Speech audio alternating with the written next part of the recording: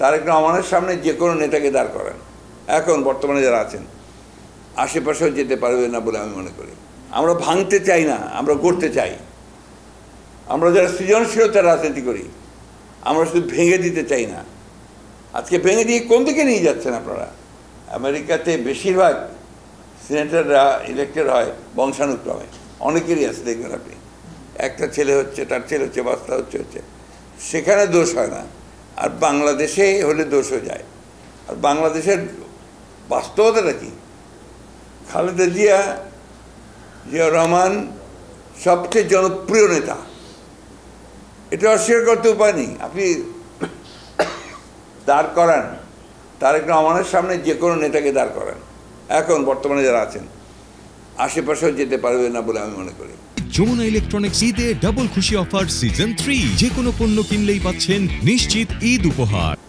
এটা not only because যে সে জিয়া রহমানের ছেলে অথবা আপনার খালেদা জিয়ার ছেলে, সে ইতিমধ্যে তার নেতৃত্ব প্রতিষ্ঠা করতে সক্ষম হয়েছেন উনি, এবং গত কয়েক বছরে তিনি দেশকে, জাতিকে একটা পথ দেখানোর চেষ্টা করেছেন।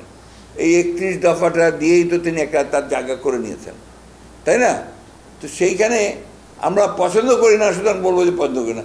আর ওই পছন্দ করা না করার সঙ্গে তো দেশের ভালো মন্দের সম্পর্ক আছে। তো আমরা করিমউদ্দিন সলিমউদ্দিনকে দিয়ে বসায় দিয়ে তো আপনার ওই যে পরিবারতন্ত্রের কথা বাদ দিতে পারি না।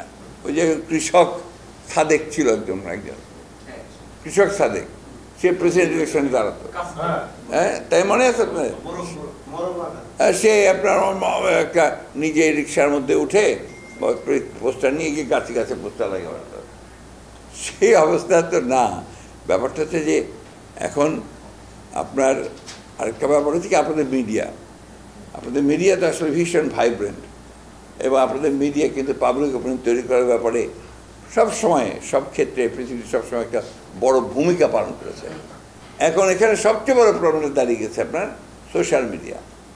আপনাদের তো তবু কিছুটা এথিক্স আছে, কিছুটা জবাবদিহিতা আছে, আপনাদের জবাবদিহি করতে হয়। সোশ্যাল মিডিয়াতে কোনো জবাবদিহিতা নাই, জঘন্য ভাষায় কথাবার্তা বলা হচ্ছে।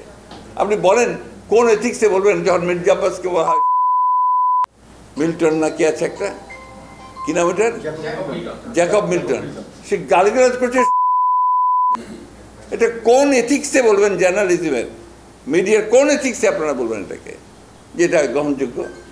আরেকজন আছেন বিখ্যাত মানুষ, না বলতে চাই না, যিনি সোশ্যাল মিডিয়া করে বিখ্যাত হয়ে গেছেন, তার মুখের ভাষা শুনলে তো আমার সন্দেহ হয় যে আমরা কোনো সভ্য দেশে বাস করছি কিনা। আমি জানি এই কথাটা এখন আমাকে গালিগালাজ শুনতে হবে, আমি জানি। হ্যাঁ, এই যে বিষয়টা হচ্ছে সেগুলো, আমরা যারা পজিটিভ পলিটিক্স করি, আমরা যারা ইতিবাচক রাজনীতি করি, আমরা যারা গঠনমূলক কনস্ট্রাকটিভ পলিটিক্স করি, আমরা ভাঙতে চাই না, আমরা গড়তে চাই। আমরা যারা সৃজনশীলতার রাজনীতি করি, আমরা শুধু ভেঙে দিতে চাই না। আজকে ভেঙে দিয়ে কোন দিকে নিয়ে যাচ্ছেন আপনারা? তারা কোন দিকে নিয়ে যাচ্ছে? পেছনে, ব্যাকওয়ার্ডনেস। তাদের কথাবার্তা শুনলে মনে হবে যে আমাকে সেই প্রাগৈতিহাসিক যুগে, মধ্যযুগে নিয়ে যাচ্ছে। আমি তো মধ্যযুগে যেতে চাই না ভাই, আমি আধুনিক যুগে, আধুনিক রাজনীতি, আধুনিক চিন্তা ভাবনার মধ্যে থাকতে চাই।